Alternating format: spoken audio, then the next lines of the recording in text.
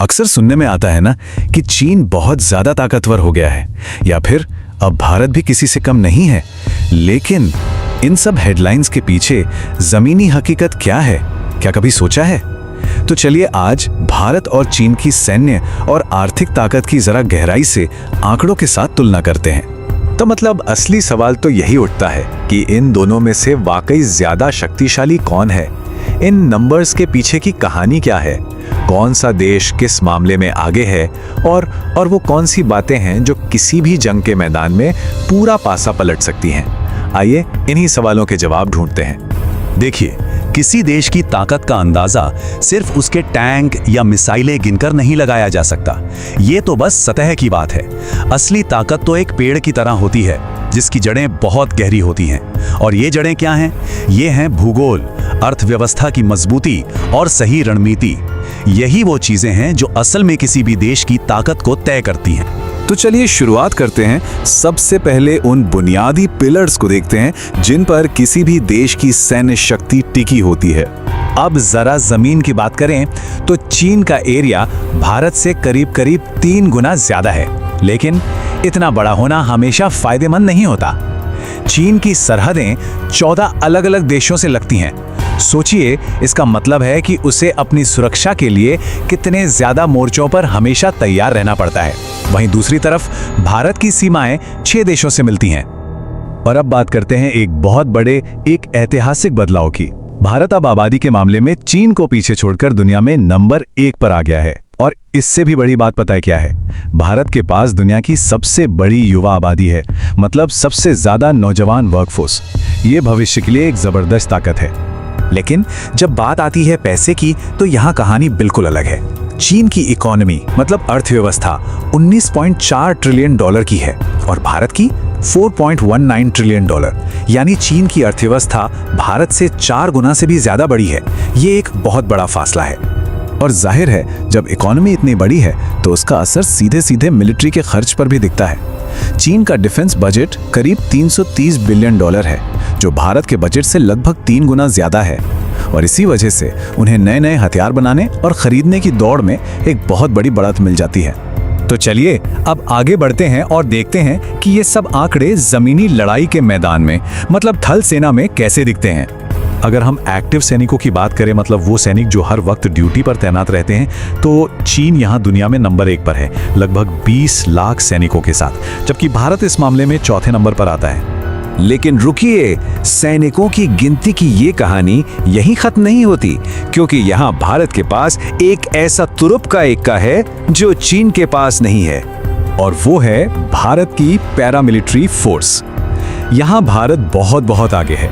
भारत के पास 25 लाख से ज्यादा अर्धसैनिक बल हैं, जो चीन के मुकाबले 4 गुना ज्यादा हैं।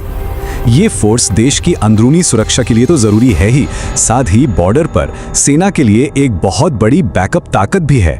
अब जरा जमीनी हथियारों पर नजर डालते हैं। ठीक है, चीन के पास मेन बैटल टैंक्स ज्यादा हैं, लेकिन यहाँ एक बहुत दिलचस्प बात है। बख्तरबंद गाड़ियों के मामले में भारत चीन से कहीं आगे है।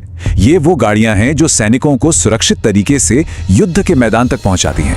और इतना ही नहीं, जो खींचकर ले जाने वाली तोपें होती हैं, उनमें भी भारत को एक बड़ी बढ़त हासिल है। चलिए अब जमीन से ऊपर उठकर आसमान की तरफ चलते हैं, जहां आज के दौर की लड़ाई में एयर पावर यानी हवाई ताकत एक निर्णायक भूमिका निभाती है। और यहाँ आंकड़े सीधे सीधे चीन के पक्ष में जाते दिख रहे हैं। चाहे कोल एयरक्राफ्ट्स हों, फाइटर जेट्स हों या फिर अटैक हेलीकॉप्टर्स, हर मामले में चीन को नंबर्स में एक साफ बढ़त हासिल है। आसमान के बाद अब रुख करते हैं समंदर की गहराइयों का और देखते हैं कि नेवी यानी नौसेना के मामले में कौन कहां खड़ा है। चीन के पास आज की तारीख में दुनिया की सबसे बड़ी नेवी है, और ये सिर्फ जहाजों की कुल संख्या की बात नहीं है। आप देखिए, पनडुब्बियों यानी सबमरीन्स के मामले में चीन को 3 गुना से भी ज्यादा की बढ़त है, और ये हिंद महासागर में भारत के दबदबे के लिए एक बहुत बड़ी चुनौती है। तो ये तो हुई पारंपरिक सेना की बात, लेकिन आजकल कुछ ऐसी टेक्नोलॉजीज हैं जो पूरे खेल के नियमों को ही बदल सकती हैं। ये हैं असली गेम चेंजर्स। चीन के पास DF-41 जैसी मिसाइलें हैं जिनकी रेंज 15,000 किलोमीटर हैं, मतलब वो दुनिया के किसी भी कोने में मार कर सकती हैं। लेकिन यहाँ एक जरूरी बात यह है कि भारत की अग्नि 5 मिसाइल की रेंज भी 8,000 किलोमीटर तक है, जो पूरे चीन को अपनी जद में लेने के लिए काफी है। और यही चीज एक मजबूत डिटेरेंस यानी निवारक का काम करती है। और अब बात करते हैं भारत के एक बहुत ही खास हथियार की, ब्रह्मोस। ये दुनिया की सबसे तेज सुपरसोनिक क्रूज मिसाइल है। इसकी स्पीड और पिन पॉइंट एक्यूरेसी इतनी जबरदस्त है कि इसे आज की टेक्नोलॉजी से रोक पाना लगभग नामुमकिन है। ये चीज भारत को एक बहुत ही अनोखी स्ट्रेटेजिक बढ़त देती है।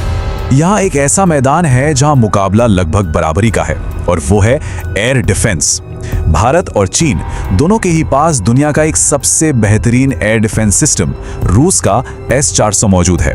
ये सिस्टम किसी भी आने वाले हवाई हमले को नाकाम करने की जबरदस्त काबिलियत रखता है। और अब बात करते हैं सबसे बड़े निवारक की, परमाणु हथियार। अनुमानों के मुताबिक चीन के पास भारत से ज्यादा न्यूक्लियर हथियार हैं, लेकिन न्यूक्लियर वॉर में नंबर से ज्यादा अहमियत इस बात की होती है कि क्या दूसरे देश के पास जवाबी हमला करने की पूरी क्षमता है, और वो क्षमता भारत के पास भी मौजूद है। देखिए, कोई भी जंग सिर्फ बॉर्डर पर नहीं लड़ी जाती, सेना तक रसद और हथियार पहुंचाना भी उतना ही जरूरी है। और लॉजिस्टिक्स के इस मोर्चे पर एक हैरान करने वाली बात सामने आती है। सड़क नेटवर्क के मामले में भारत चीन से आगे है।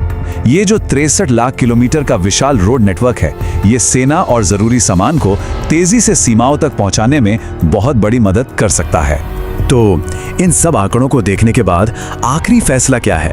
देखिए, ये बात तो साफ है कि कागज पर कई मामलों में चीन के नंबर ज्यादा बेहतर दिखते हैं, लेकिन लड़ाई कोई स्प्रेडशीट का खेल तो है नहीं, है ना? इतिहास गवाह है कि जंग सिर्फ गिनती से नहीं जीती जाती। असली जीत तो साहस, सही रणनीति और हालात का फायदा उठाने से मिलती है। और यहीं पर भारत की कुछ खासियतें सामने आती हैं, जैसे कि मुश्किल पहाड़ी इलाके, खासकर हिमालय में, और भारतीय सैनिकों का उन ऊंचाइयों पर लड़ने का जो तजुर्बा है। ये वो चीजें हैं जिन्हें कोई भी डेटा चार्ट नहीं दिखा सकता। तो सवाल यही उठता है कि क्या किसी टकराव की सूरत में भारत अपनी रणनीति, अपने साहस और इन खासियतों के दम पर चीन के संख्या बल पर भारी पड़ सकता है? ये एक ऐसा सवाल है जिस पर सोचना बहुत जरूरी है।